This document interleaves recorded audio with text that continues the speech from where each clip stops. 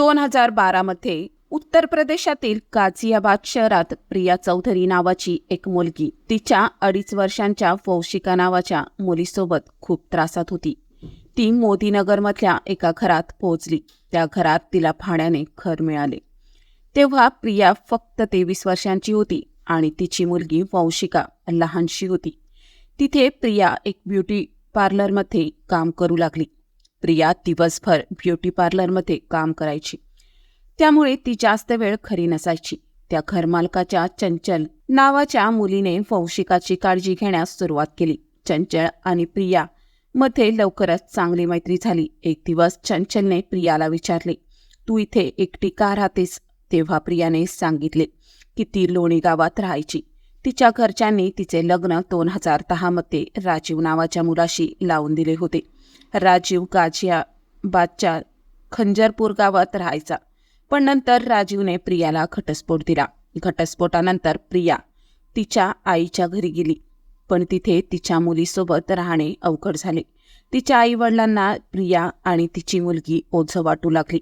शेवटी प्रियाला मामाकडे जावे लागले, पण तिथेही ती फार काळ राहू शकली नाही. प्रिया खूप अडचणीत होती. तिच्या आईवडिलांनी तिला दुसरे लग्न करावे असे सांगितले, पण तिच्या मुलीला दत्तक घ्यायला कोणीही तयार नव्हते. त्यामुळे प्रिया आणि वौशिका दोघीही परिस्थिती खूपच बिकट झाली होती.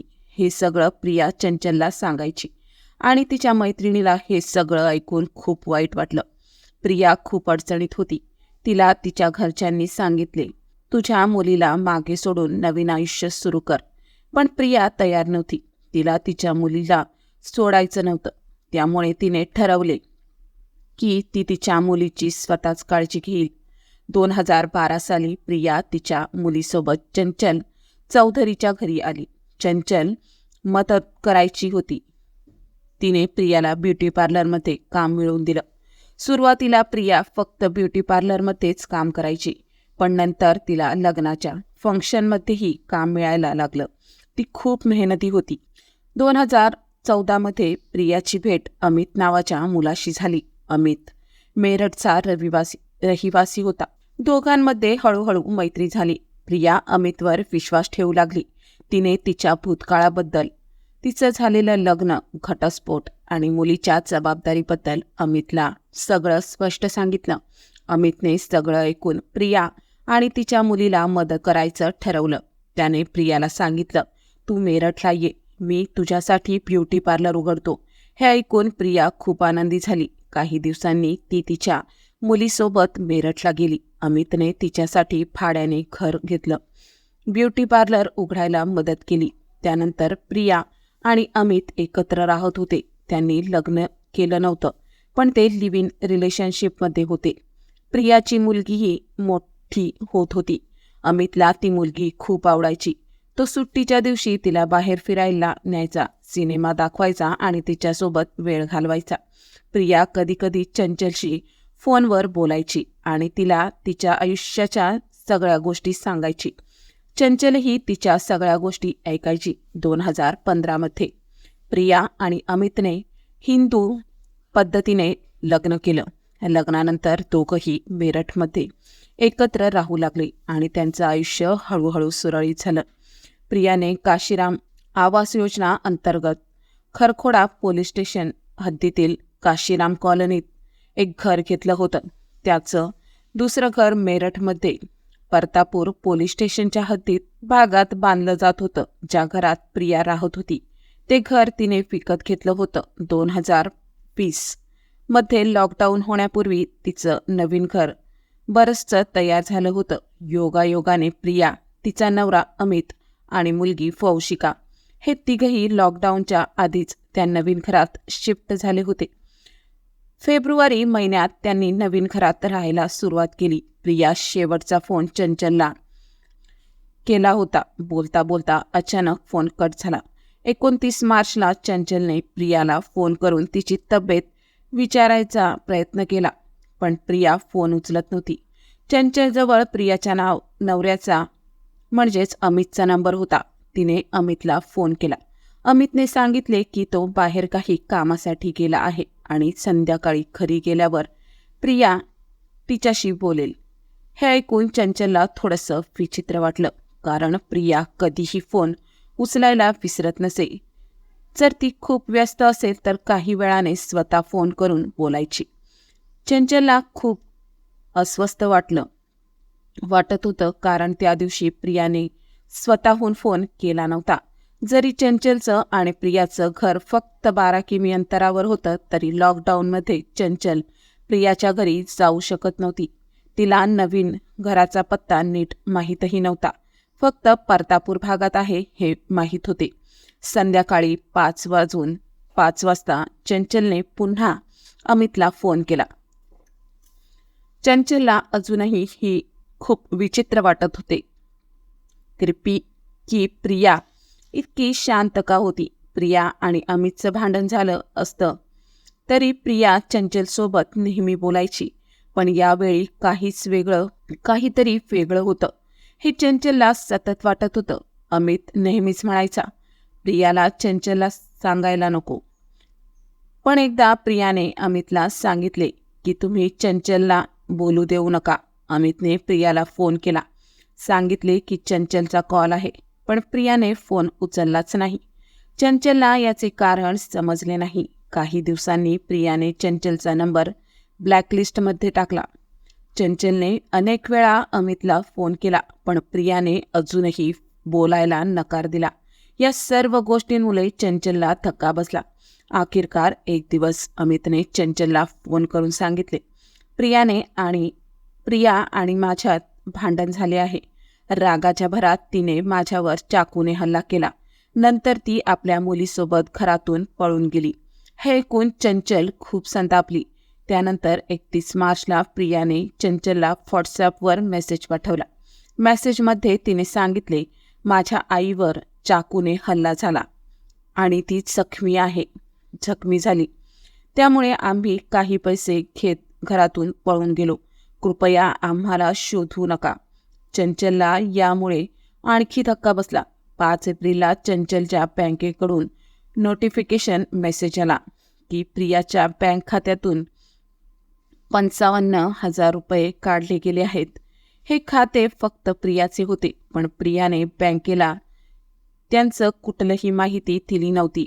चंचलला या मेसेजवरून समजले की प्रियाने पैसे काढले आहेत आणि ती कुठेही असली तरी ती ठीक आहे.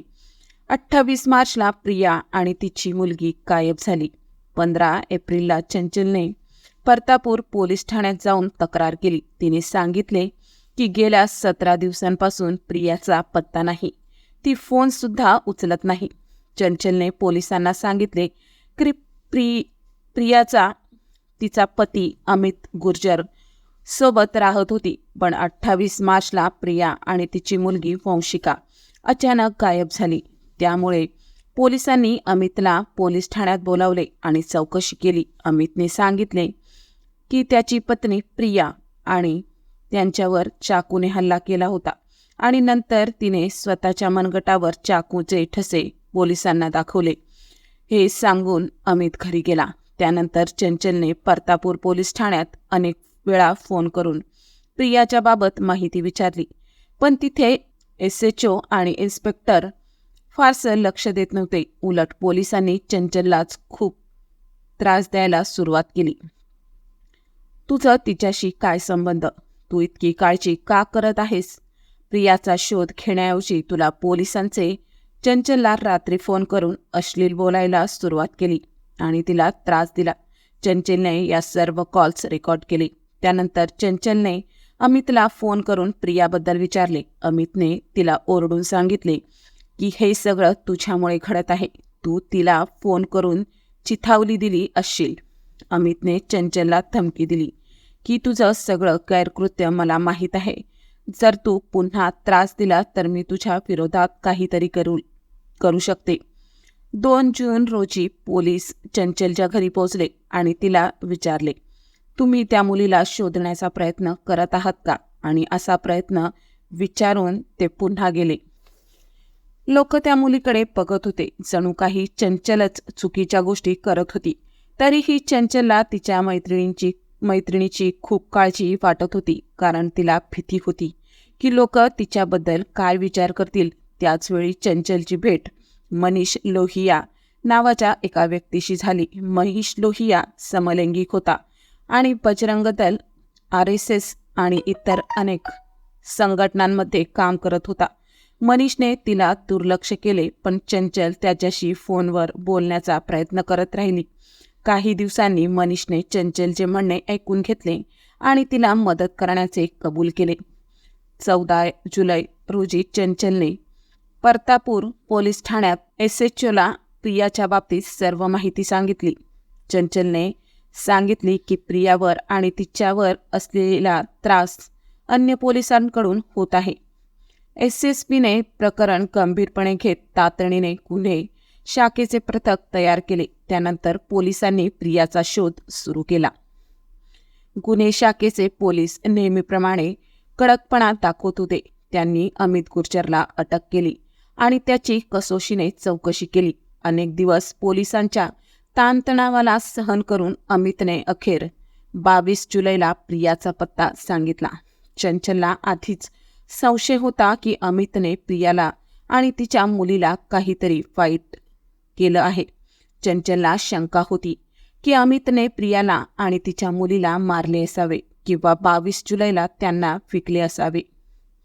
लॉकडाऊनच्या काळात 2020मध्ये परतापूर पोलीस ठाण्यात परिसरात मेरठ शहरात अमितच्या घरापर्यंत पोलीस पोहोचले. त्या घराचे बांधकाम सुरू होते, पण तेथे अनेक मजूर होते. पोलिसांनी घराच्या एका खोलीचे कुलूप उघडले. त्यामध्ये एक सोफा सेट होता आणि फरशीवर विनाईल फ्लोरिंग होते. खूप जण घरात होते, त्यामुळे तोडफोडीचा आवाज परिसरात ऐकू येत होता. पोलिसांनी त्या खोलीत खोदकाम सुरू केले. मजुरांनी 7 ते 8 फूट खोदले आणि खड्ड्यात 2 माणसांचे हाडे सापडले. या हाडांचा फोरेन्सिक तपासणीसाठी पाठवण्यात आले. परंतु पोलिसांसाठी एक विचित्र गोष्ट घडली. बेडरूमच्या खाली एक सांगाडा सापडला. अमित पोलिसांच्या तावडीतून पळून गेला, पण 22 जुलैच्या रात्री त्याच्याकडे पिस्तूल असल्याने त्याने पोलिसांवर गोळीबार सुरू केला. नंतर नूरनगर वळणावर पोलिसांनी त्याच्यावर 4 गोळ्या झाडल्या.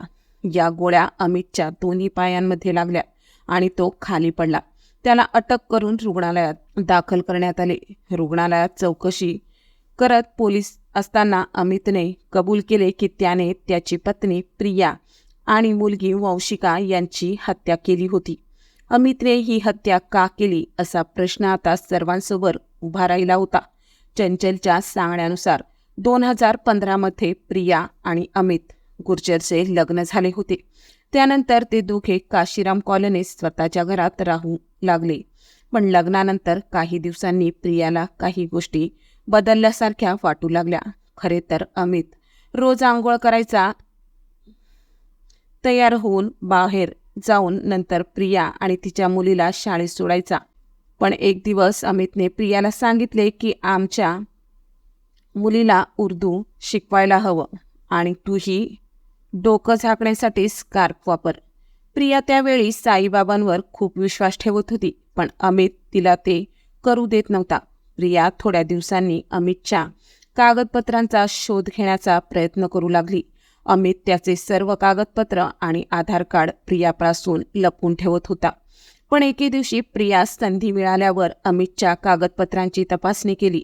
त्यात अमितच्या आधार कार्डावर त्याचे नाव शमशाद असल्याचे सापडले. प्रियाच्या समोर जे सत्य आले त्यानुसार ती जाणून घेत होती की शमशादचं खरं नाव अमित नाही तर शमशाद आहे. शमशादने तिच्याशी लग्न केलं होतं. पण आता प्रियाला ह्याच सत्याची कल्पना झाली होती. तिला समजलं की शमशाद दर शुक्रवारी आंघोळ करून आणि शुक्रवारी नमाज अदा करण्यासाठी जात असतो. प्रियाच्या समोर सगळं सत्य आलं आणि तिने हे तिच्या मैत्रिणी चंचलला देखील सांगितलं होतं. शमशाद प्रिया आणि तिच्या मुलीच्या समोर रडत होता. त्याने माफी मागितली आणि विनवणी केली. त्याने प्रियाला सांगितले की तो तिच्या मुलीच्या आणि समाजातील बदनामीसाठी खूप दुःखी आहे. प्रियाला खूप घाबरवल्यामुळे तिने शमशादला माफ केलं. पण त्यानंतर प्रियाला खूप दुःख होत होतं. शमशादने तिला सांगितले की तिने पूजा करण्यासाठी विशिष्ट कपडे घालू नकोस. प्रियाने त्याला नकार दिला आणि त्यानंतर शमशादने तिला मारहाण करायला सुरुवात केली. 2019मध्ये प्रियाने खारखोडा पोलीस ठाण्यात जाऊन शमशाद विरोधात तक्रार केली. शमशादने रडून तिची माफी मागितली आणि प्रियाला त्याच्यावर प्रेम असल्यामुळे तिने त्याला पुन्हा माफ केलं. प्रियाने तक्रार परत घेतली, पण त्याच्या पलीकडे एक गोष्ट होती. ती प्रियाला खूप त्रास देत होती. शमशाद कामानिमित्त घराबाहेर जात होता आणि त्यावेळी प्रियाला कळालं की शमशाद आधीच विवाहित आहे. त्याची पहिली पत्नी अफसाना आहे आणि शमशादला 3 मुले आहेत.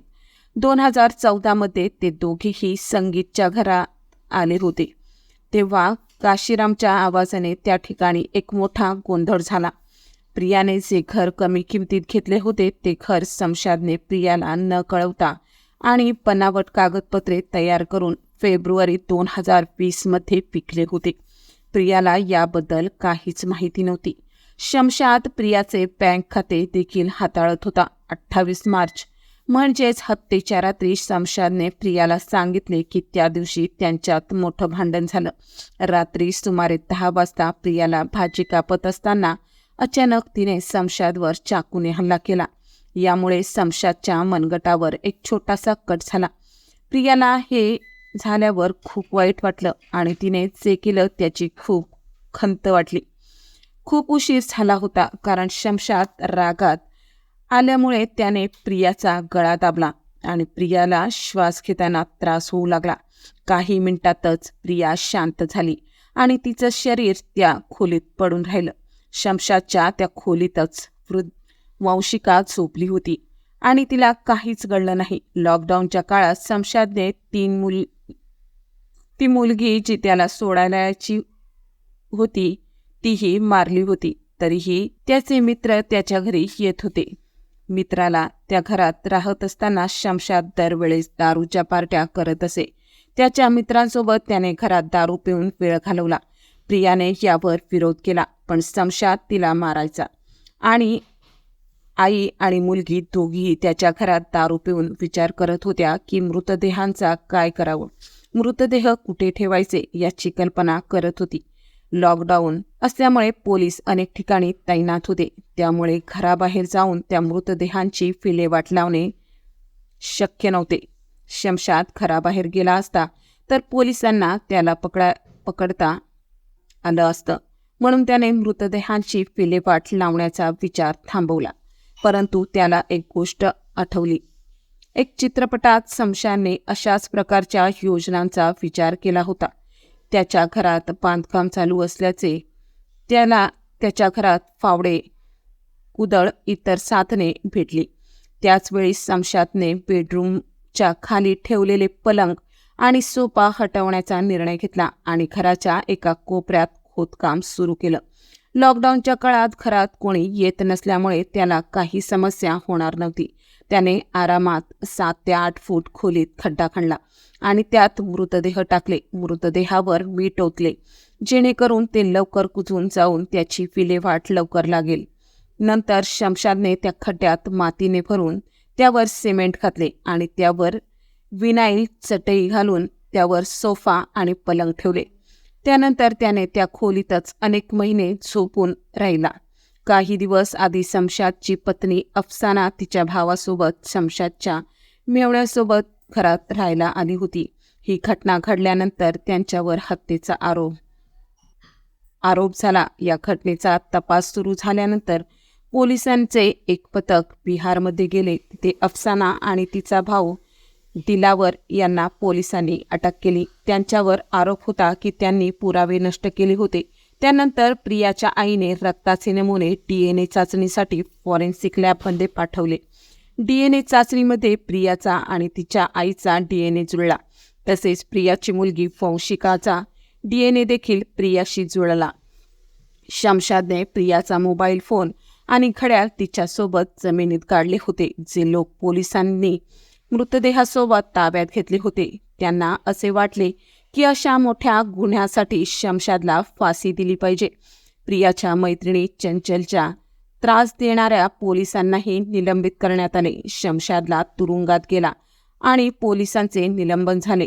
चंचलला आता भीती वाटू लागली होती, कारण ही घटना तिच्यामुळेच उघड झाली होती.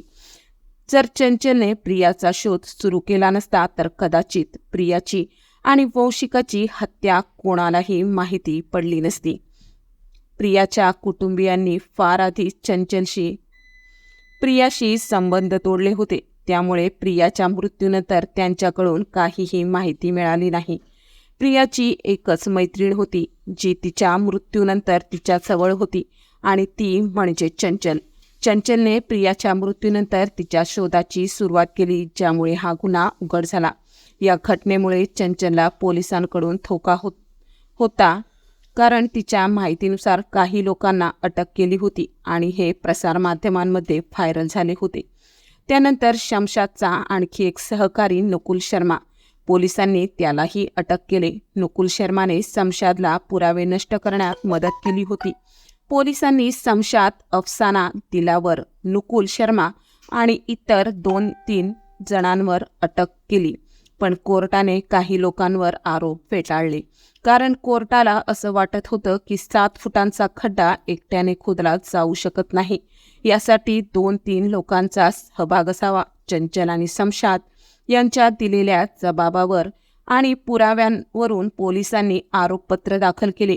सर्व तपास पूर्ण करून आरोपींना कोर्टात हजर करण्यात आले. आता कोर्ट त्यांच्या कृत्याची शिक्षा ठरवेल. आपल्याला काय वाटते? शमशादला कोणती शिक्षा दिली पाहिजे ते आम्हाला कमेंट करून नक्की कळवा. धन्यवाद.